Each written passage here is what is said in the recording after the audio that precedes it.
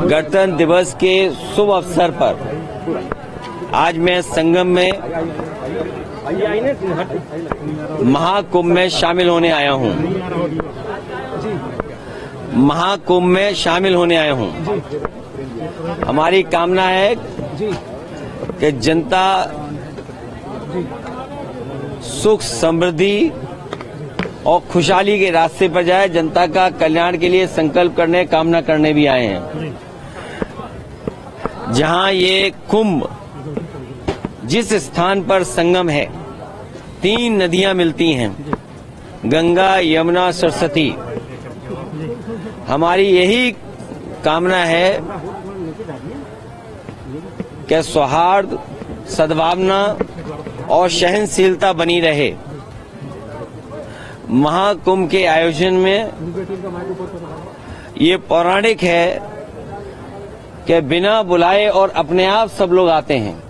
अपनी व्यक्तिगत आस्था है उनकी सबकी। आज हमें भी मौका मिला है। मैं आज महाकुंभ में स्नान कर करके जा रहा हूं। मैंने 11 डुबकी लगाई हैं। सर, संकल्प योगी जी ने कहा यूपी का बंटवारा नहीं होना चाहिए, क्या कहेंगे आप? देखिए, बंटवारे और नकारात्मक राजनीति के लिए जगह नहीं है। आज कुंभ का तो यही संदेश होना चाहिए, सकारात्मक संदेश होना चाहिए।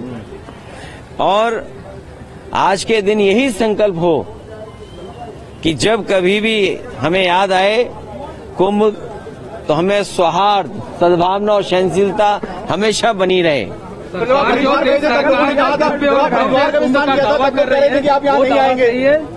देखिए, गंगा में स्नान और त्योहारों के दिन स्नान, जिस दिन मैंने वहां पर हरिद्वार में स्नान किया था, उस दिन भी एक त्योहार था। बहुत बड़ा त्योहार है। भारत देश के लोग कोने कोने में अलग अलग नाम से इस त्योहार में शामिल होते हैं। उस दिन हरिद्वार में स्नान किया था और आज संगम में स्नान करने का मुझे मौका मिला है। योगी जी कह रहे हैं बुलडोजर चलता रहेगा, नहीं रुकेगा बुलडोजर। देखिए, बुलडोजर चले नहीं चले, सरकार कैसे बचेगी? ये बताइए, जब सरकार ही नहीं होगी तो बुलडोजर किसके पास होगा? संकल्प यही है कि सौहार्द बना रहे, सद्भावना बनी रहे, सहनशीलता हो, और जो भी स्नान हो सहनशीलता के साथ स्नान होना चाहिए। ये सरकार के लोगों को कोई स्पोर्ट्स इवेंट नहीं बनाना चाहिए इसको। ये आप जो सरकार पर बुलेटिन जारी करते हैं, अब वो आगे जारी होगा या अब खत्म होगा? आपने आके व्यवस्थाओं को देख लिया है? देखिए, समाजवादी सरकार में भी और पहले भी नेताजी को भी और हम लोगों को भी कुंभ के आयोजन को करने का मौका मिला था। जो उस समय कुंभ हुआ था, कम संसाधन में सरकारें अलग अलग थीं। यूपी में सरकार दूसरी पार्टी की थी, समाजवादी पार्टी की थी। दिल्ली में सरकार दूसरी पार्टी की थी। लेकिन उसके बावजूद भी कम संसाधन में 800 और 1300 करोड़ में वो महाकुंभ या कुंभ से जो 12 साल बाद होता है, वो कुंभ कराया गया था। और आज तो सुनने में आ रहा है कि 7,000 करोड़ 10,000 करोड़ खर्च हो रहा है। अगर यहाँ लोगों को असुविधा हो रही है चलने के लिए, मैंने खुद अपनी आंखों से देखा है कि बुजुर्ग, जो महिलाएं हैं, जो पुरुष हैं, वो कितनी दूर से चल करके आते हैं। अगर आप कुंभ में इतने 1,000 करोड़ रुपए खर्च कर रहे थे, तो कम से कम बुजुर्गों के लिए कोई ऐसी व्यवस्था होती जो बुजुर्गों को ज्यादा पैदल नहीं चलना पड़ता। और फिर जैसे हम हैं वीआईपी या और हैं वीआईपी या और सम्मानित लोग जब आए, तो कम से कम व्यवस्था ऐसी होनी चाहिए, पूरे कुंभ को पता लगे कि हाँ, आज कोई वीआईपी आए, जिसकी वजह से ये व्यवस्थाएं बहुत अच्छी चल रही हैं। मतलब आप डुबकी लगाकर भी निशाना साध रहे हैं? नहीं, देखिए, डुबकी लगाकर भी सियासी निशाना साध रहे हैं। अरे भाई, ये बताओ, माँ गंगा के किनारे लोग झूठ बोल रहे हैं। और मैं तो आपसे कहूंगा, देखिए, माँ गंगा के किनारे न जाने कितनी बातें कही जा रही हैं, वो क्या सच हैं? लेकिन अगर आयोजन 1300 करोड़ में अच्छा हो सकता है, 800 करोड़ में अच्छा हो सकता है, तो 10,000 करोड़ में, 7,000 करोड़ में कितना अच्छा हो सकता है? उसमें तो न कोई ट्रैफिक की दिक्कत होती, न कोई पानी की दिक्कत होती, न साधु संतों से बिजली का बिल लिया जाता या उनको असुविधा होती, या जो चीजें महंगी हैं वो भी सस्ती होती। अरे इतना कुछ हो सकता था 10,000 करोड़ में।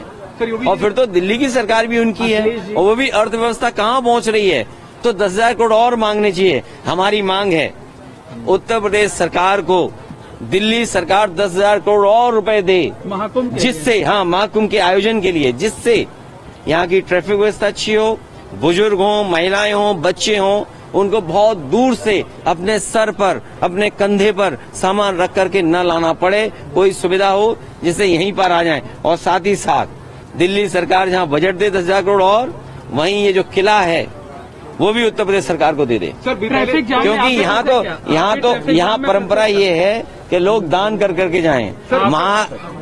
महादानी सम्राट हर्षवर्धन जो हमारा रिटर्न डॉक्यूमेंट है, जहां हमें पौराणिक महाकुंभ के बारे में या कुंभ के बारे में जानकारी मिलती है, वो सम्राट हर्षवर्धन से जुड़ी हुई मिलती है। वो यहाँ दान करने आते थे, पुण्य के लिए आते थे।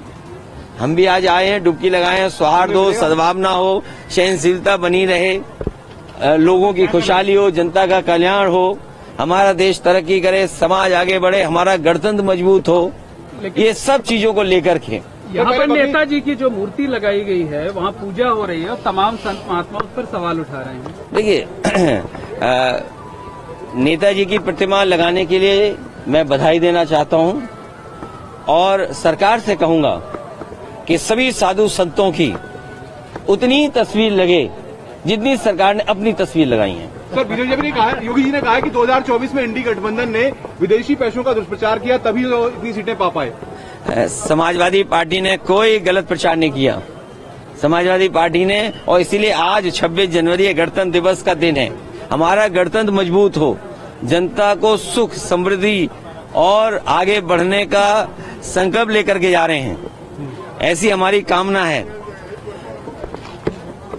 संविधान का सम्मान हो, आज के दिन ये भी संकल्प लेना है। सर तीर्थ स्थलों का सच सामने आएगा, संभल का भी सच सामने आएगा, योगी जी कह रहे हैं। देखिए संभल का जब भी सच आएगा तो सरकार के बहुत सारे लोग कटघरे में खड़े होंगे। ये जगह, ये मौका नहीं है जहां पर संभल की चर्चा की जाए।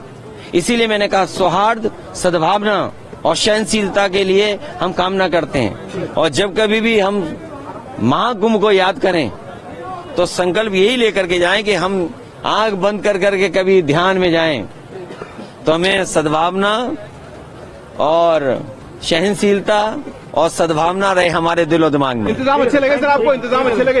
इंतजाम 10,000 करोड़ में और भी अच्छे हो सकते थे। दिल्ली वालों को भी अपना खजाना खोल देना चाहिए।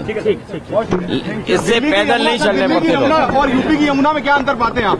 दोनों बराबर हैं और सच्चाई तो ये है कि यमुना और जितनी भी नदियां हैं जो माँ गंगा में जुड़ती हैं, कोई नदी साफ नहीं बह रही है, आज भी साफ नहीं है। लेकिन ये मौका नहीं है, आप लोग भी नहीं सच दिखाओगे, हो सकता है कोई